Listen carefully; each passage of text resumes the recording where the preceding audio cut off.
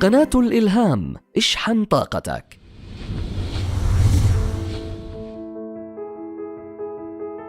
When I graduate from universities, and before for 3 years I tried to fill in the universities.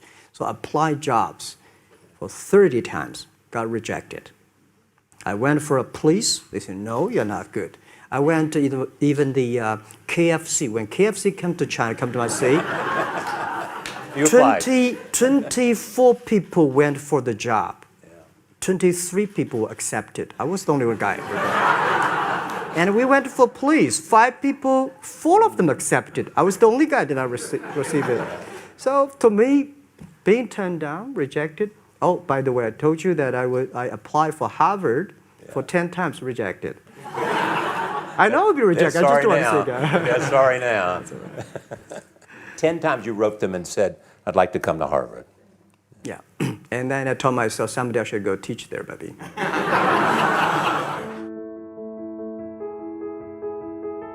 We have a secret code for Alibaba success.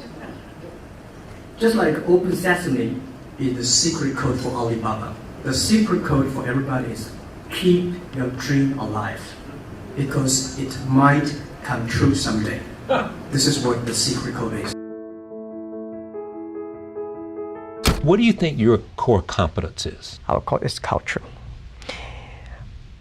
It's not the technology. I think technology is a tool. The core competence of our companies, we have 20,000. We grow from 18 people to now 20,000 young people. And we focus a lot on the value and the mission and making sure the culture, everybody work for helping others instead of just making money.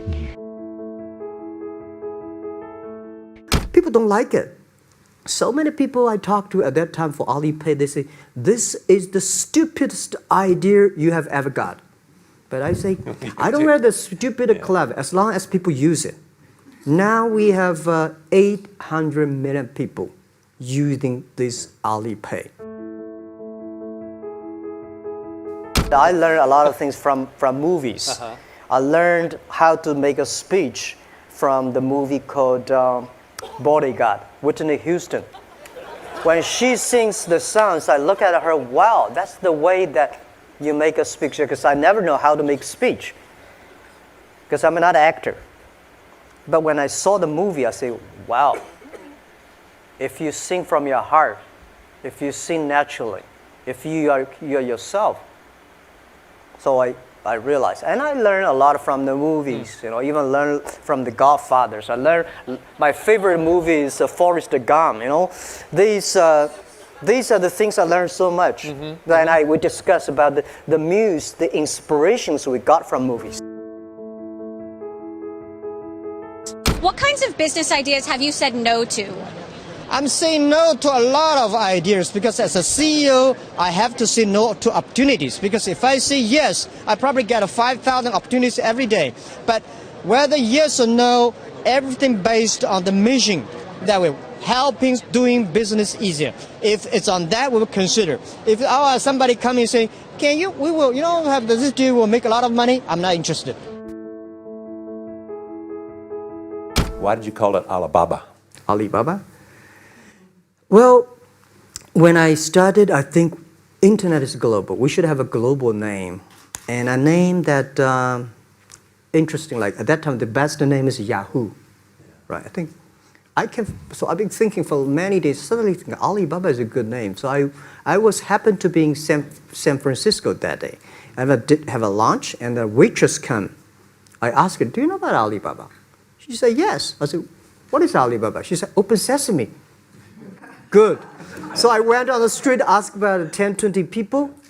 They all know about Alibaba, 40 Thieves, and Open Sesame. And I think this is a good name. And start with A. Whatever you talk about, Alibaba is always top.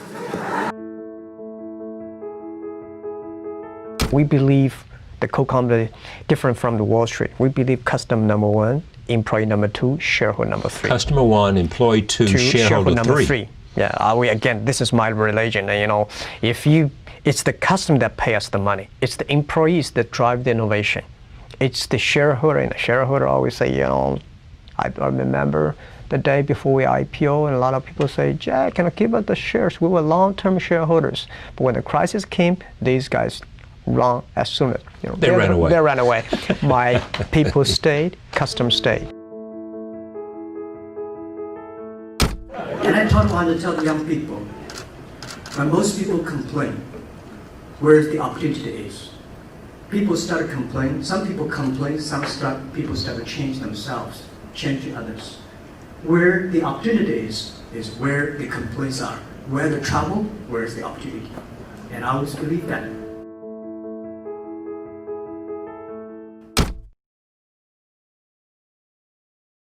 而今天，我想把大家请过来，跟大家共同探讨以后至少5年、10年我们要做的事情。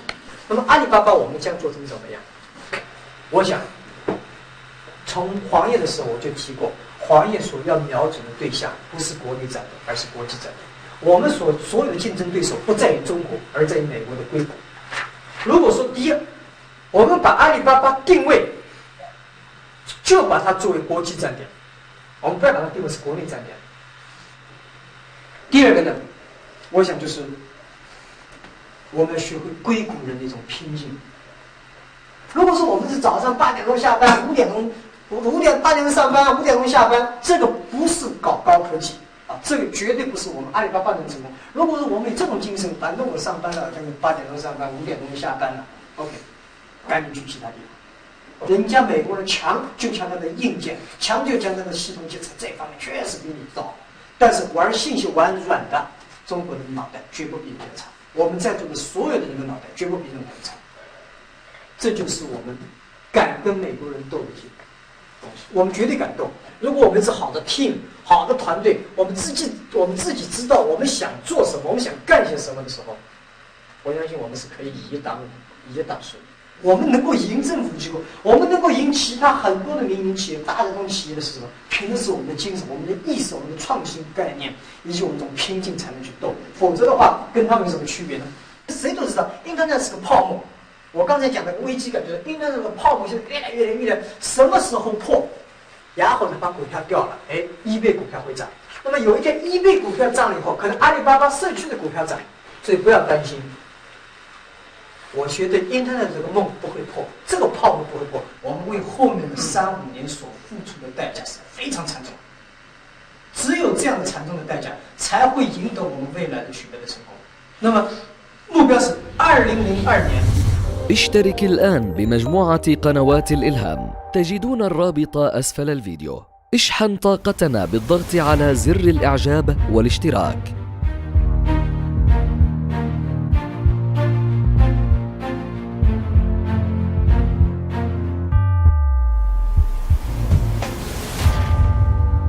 اشترك الآن بقناة الإلهام وغير حياتك.